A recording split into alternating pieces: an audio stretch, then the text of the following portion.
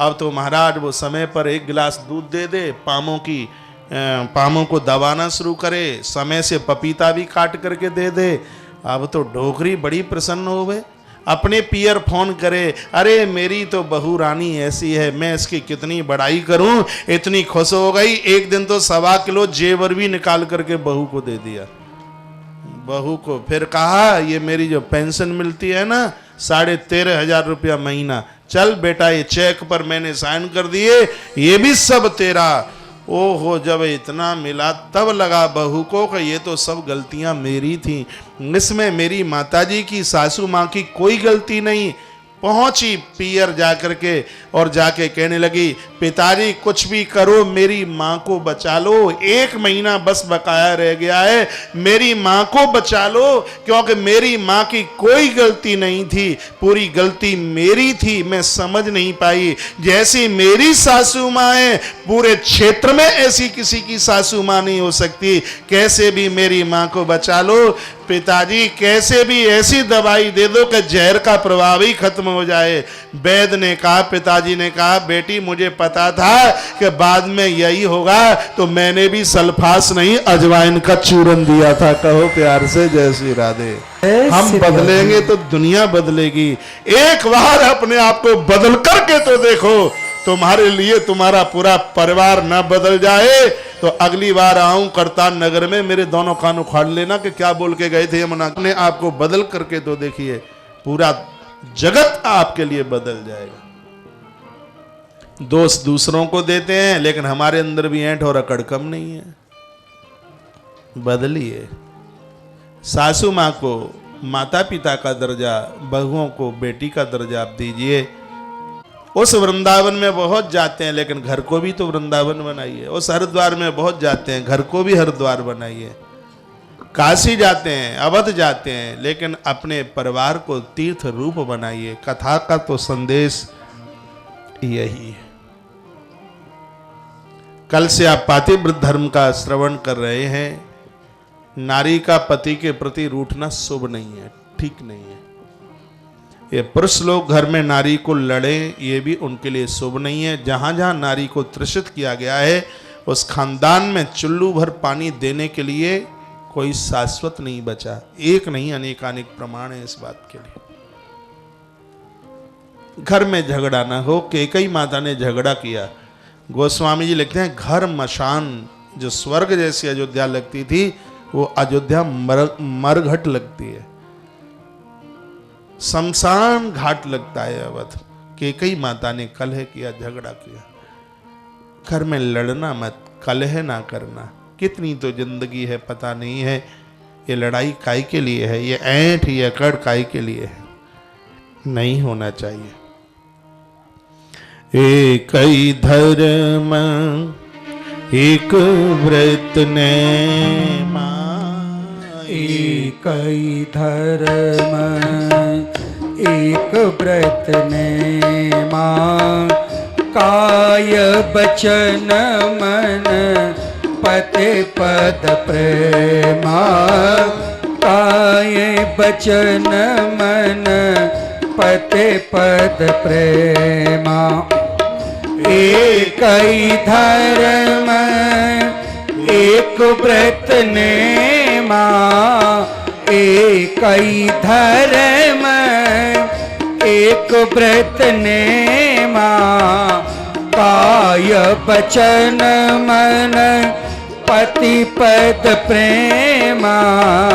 काय बचन मन पति पद प्रेमा। नारी का धर्म है मन वचन और कर्म से पति की सेवा करे, धर्म है। लेकिन वृद्ध सासू ससुर की सेवा करे, ये उसके लिए परम धर्म है।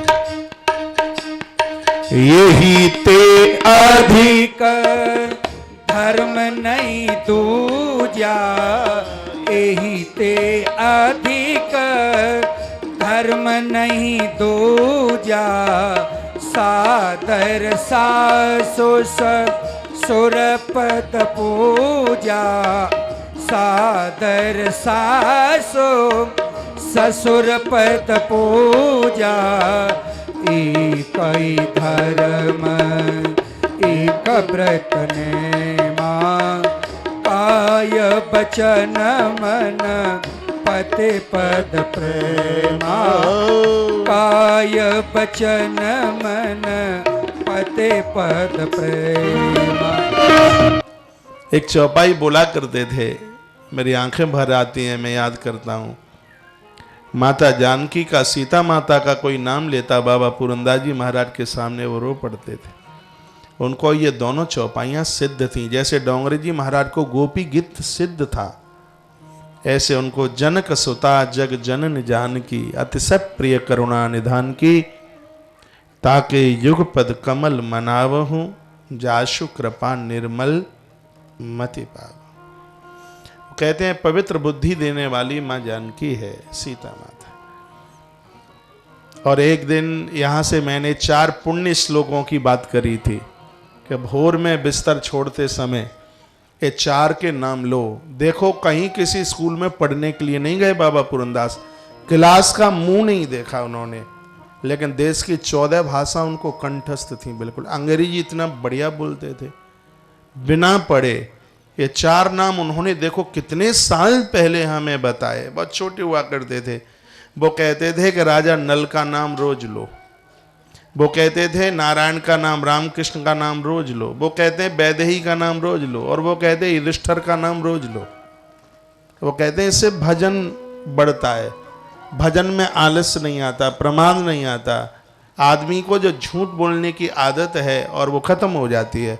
ये बाबा पुरंदास जी के शब्द हुआ करते ये 4। और देखो एक दिन इसी ग्रंथ में वो श्लोक आया था, पुण्य श्लोको नलो राजा,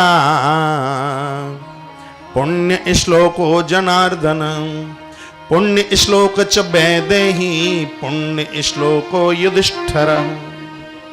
ये पद्म पुराण में एक दिन ये श्लोक निकला है, आज से 3 दिन पहले या 4 दिन पहले।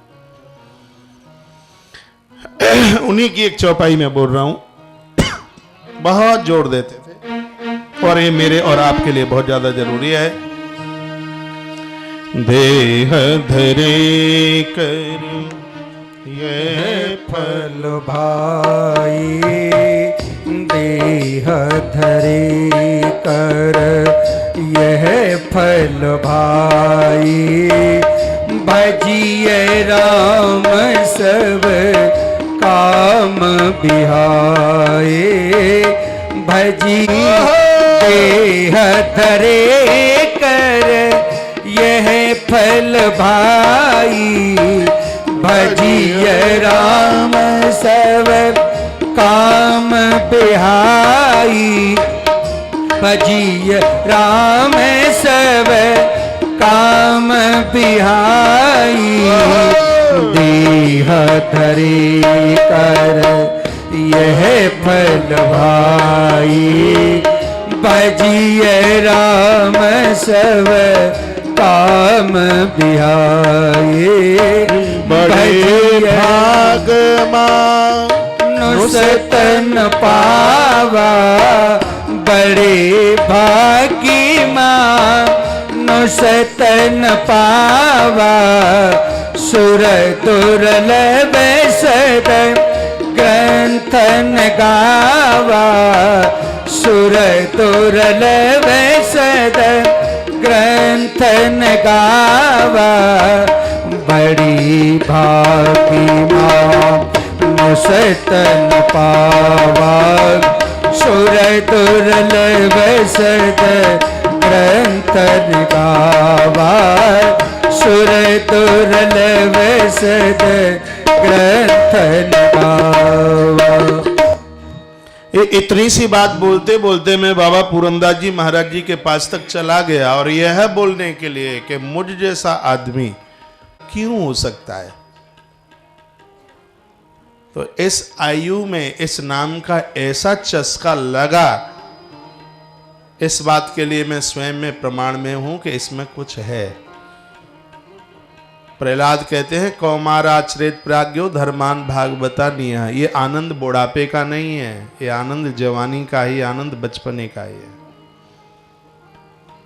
इसलिए मैं बहुत बार निवेदन करता हूँ, मेरी पूज्य माताओं, मेरी प्यारी प्यारी माताओं, मेरी पूजनीय माताओं, पूजा में आरती में अपने बच्चों को पास बैठाया करें।